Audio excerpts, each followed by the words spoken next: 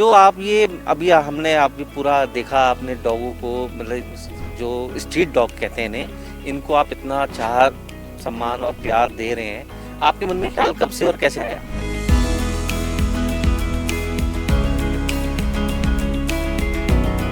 पहले 5 कुत्ते थे, मैं घर से 8 रोटी बना के निकलती थी। 8 रोटी घी लगाकर, फिर धीरे धीरे कुत्ते ज़्यादा हुए। मैंने एक गली से दूसरी गली में पूरा आईटी पार्क मैंने कवर कर लिया इस टाइम पे। तो बस हो गया, 5 से कब 50, 60, 70 होते रहे, कुछ पता नहीं लगा। जी, इसमें कहीं ना कहीं आपको कुछ चुनौतियां भी आई होंगी। एक लवर्स और एक हेटर्स। तो अब हेटर्स अपना जी जान लगा देते हैं हमें हमारी औकात दिखाने में कि तुम हो ही क्या। अभी रिसेंटली मेरी पिटाई भी हुई थी, जैसे कि मैंने आपसे बताया था कि एक ऑफिस वाले ने मेरी पिटाई की थी, क्योंकि मैं किसी का बुरा नहीं कर रही हूँ। ये होना कि मैंने किसी इंसान को कुछ गलत कह दिया हो, अभी आपने मेरी पूरी ड्राइव में देखा भी होगा ना। मैं किसी इंसान से बात करना पसंद करती हूँ उस टाइम पे, क्योंकि मुझे पता है लोग प्यार से बुलाते हैं, उसके बाद गाली देते हैं। तो आई डोंट वांट दैट कि मेरे को गालियाँ नहीं सुननी है। मैं अपना बस खिलाती हूँ, चुपचाप चली जाती हूँ।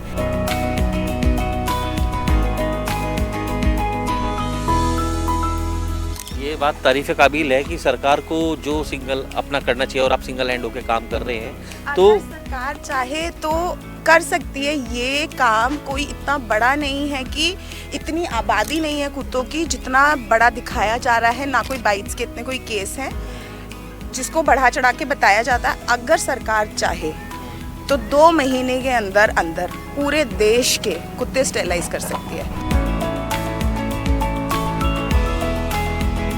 जहां आज इंसान इंसान से प्यार करता है और कहीं ना कहीं उसे धोखा मिलता है, वहीं बेजुबानों से प्यार करने वाली एक शख्स अंशिका जी आज हमारे साथ मौजूद हैं, जो कि एक डॉग लवर कह सकते हैं। बहुत बहुत स्वागत है सर मंडी में। नमस्ते अंशिका जी, थैंक यू। जो आप ये अभी हमने अभी पूरा देखा आपने डॉगों को, मतलब जो स्ट्रीट डॉग कहते हैं इन्हें, इनको आप इतना चाह सम्मान और प्यार दे रहे हैं, आपके मन में ख्याल कब से और कैसे आया? ये सर 5 साल पहले आया। मैं अपने फ्रेंड्स के साथ यहाँ हैंग आउट करती थी, तो एक डॉगी थी, उसने 5 पपीज़ दिए थे और वो बॉर्न देते ही, मतलब बर्थ देते ही शी पास्ड अवे। तो उसके बाद तो उन 5 की मैंने शुरू की देख रेख, तो जिसमें से सिर्फ एक ही बचा, जो कि वो है ब्राउन वाला गुल्लू। तो तब से ही बस शुरू हुआ। पहले 5 कुत्ते थे, मैं घर से 8 रोटी बना के निकलती थी। 8 रोटी घी लगाकर, फिर धीरे धीरे कुत्ते ज़्यादा हुए। मैंने एक गली से दूसरी गली में पूरा आईटी पार्क मैंने कवर कर लिया इस टाइम पे। तो बस हो गया, 5 से कब 50, 60, 70 होते रहे, कुछ पता नहीं लगा। तो अंशिका जी, इसमें कहीं ना कहीं आपको कुछ चुनौतियां भी आई होंगी। बहुत सर, बहुत, क्योंकि लोगों को पसंद नहीं आता है। पहले नहीं था, पर अभी जो रीसेंट ये चल रहा है ह्यूमन वर्सेस डॉग्स वाला, कम्युनिटी डॉग्स वाला, जिस SC supreme honourable supreme court के ऑर्डर्स, उसके बाद से थोड़ा ज़्यादा होने लगा है। उसके बाद से पब्लिक ज़्यादा परेशान करने लगी है। बेसिकली उन्होंने सोसाइटी को 2 पार्ट्स में डिवाइड कर दिया है, एक लवर्स और एक हेटर्स। तो अब हेटर्स अपना जी जान लगा देते हैं हमें हमारी औकात दिखाने में कि तुम हो ही क्या। अभी रिसेंटली मेरी पिटाई भी हुई थी, जैसे कि मैंने आपसे बताया था कि एक ऑफिस वाले ने मेरी पिटाई की थी। और क्रुएलिटी तो चल ही रही है, क्योंकि उनको पता है अब जो लॉज है वो इनके अगेंस्ट है। तो उसके बाद से क्रुएलिटी ज़्यादा। उससे पहले मुझे कोई चुनौतियाँ ऐसा कुछ नहीं, उल्टा जितने भी लोग आते जाते, आपने देखा होगा हाय जो बोल रहे थे जितने भी लोग, कि मतलब सब पहचानते हैं, प्यार करते हैं, यही बोलते हैं कि मैम आप बहुत अच्छा काम कर रहे हो। लेकिन कुछ लगा लो पिछले 5-6 महीने से थोड़ी दिक्कतें आ रही हैं, पर वो चीज़ मुझे डराती नहीं है। मैं घबराती नहीं हूँ, क्योंकि मैं किसी का बुरा नहीं कर रही हूँ।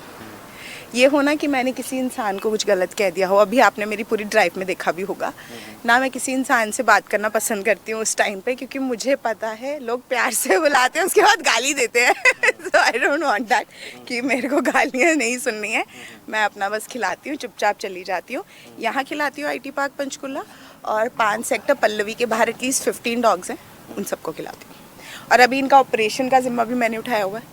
यहाँ पे आईटी पार्क हमने एक टाइम पर ऐसा हो गया था पिछले साल कि सारे डॉग्स जितने भी यहाँ पे थे सब स्टरलाइज करवा दिए थे, पर सेक्टर्स जितने भी पॉश सेक्टर्स हैं हमारे पंचकुला के, जो पसंद नहीं करते हैं कुत्तों को, वो गग्गर पार फेंक जाते हैं। तो ये गग्गर पार का एरिया पड़ता है। तो जो न्यू डॉग्स यहाँ पे रीलोकेट किए गए हैं, जिनको मैं सेटल कर रही हूँ बाकी डॉग्स के साथ, उनका ऑपरेशन बाकी है। बाकी तो यहाँ पे अगर आप देखेंगे तो 80 to 90% डॉग्स आर स्टरलाइज्ड। तो मतलब सरकार को जो काम करना चाहिए वो मैं सिंगल हैंडेडली इस सेक्टर में कर रही हूँ।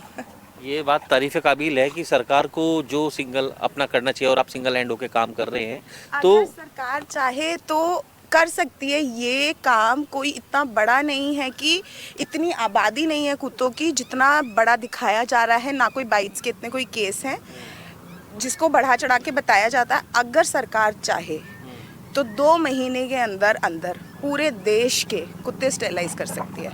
जब मैं एक लड़की सिंगल हैंडेडली होकर इतने कुत्तों का, पूरे आईटी पार्क एक सेक्टर के कुत्तों का मैं कर सकती हूँ, तो सरकार में एटलीस्ट 10 बंदा होगा, तो क्यों नहीं वो एक शहर का कर सकते हैं? बिल्कुल कर सकते हैं। और 2 महीने तो टाइम मैंने आपको बढ़ाकर बताया, वो चाहे तो 1 महीने के अंदर अंदर ही अचीव कर सकते हैं, बट वो करना नहीं चाहते। उन्होंने सारा साल क्या किया है, अपनी जेबें भरी हैं और कुछ नहीं किया।